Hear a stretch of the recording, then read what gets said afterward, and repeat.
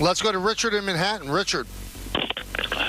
Michael, Don, Peter, I tried to call you guys. I just woke up about an hour ago from prostate biopsy, and I was in the recovery room at Lenox Hill, but I couldn't get through. You all right? Yeah, well, we'll find out in a few days when you get the biopsy report, but it was fun. Anyway, a guy in the recovery room had the radio. We were listening to the Met game.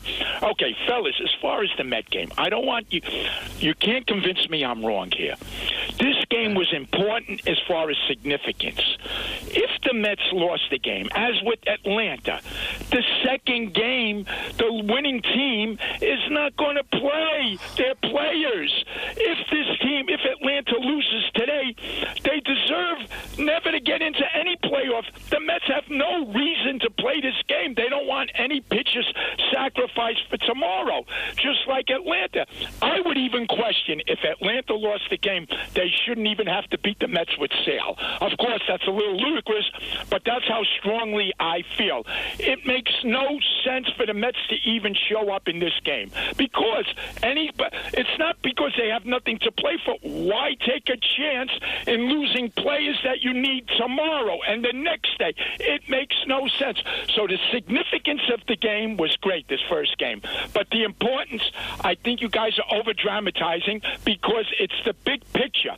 No matter who won the first game, there is no question they will lose the second game. If they don't lose the second game... You say that, but this game is in the bottom of the fourth inning. It's only 1-0. Fellas, that's what makes sports so great. My reasoning is great, but what makes sports so great is what's going to happen. That's why we love. You couldn't make this up. This is more than 1,000,000 to 1 shot that something like this happens. Can you imagine what happened this weekend? The Knicks make a blockbuster trade. Aaron Rodgers looks like Y.A. Tittle in the last year in 1964, and the Mets are playing a game now, and then the next game they don't even have to play. They can. This is unbelievable. But you cannot make this up in Hollywood. What's happened in these last couple of days? But then, Richard, you said. Yeah. I mean, you're kind of like countering your point.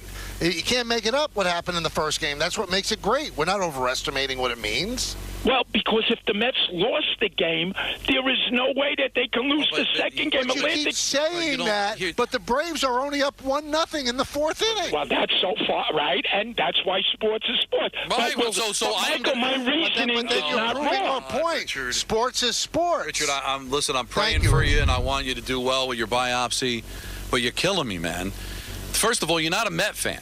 So it's easy to just say, well, the Braves are going to mail in Game 2 and we'll win. It's 1-0 in the bottom of the fourth inning. And why, Michael, was I crazy to be not okay with the fact that they blew the 6-3 lead? Like thinking, oh, don't worry about it, they'll win Game 2. Nah, you can't think like that as a fan. You can't think like that as players. You have no idea what's going to happen in this game. Now, maybe the Braves end up winning. The Mets are getting no hit right now through 4. So he's right from that standpoint. But what kind of condition would the Mets be in mentally going into a must-win situation after they had that kind of emotional roller coaster go against them, against that team? Do you really want to take that chance?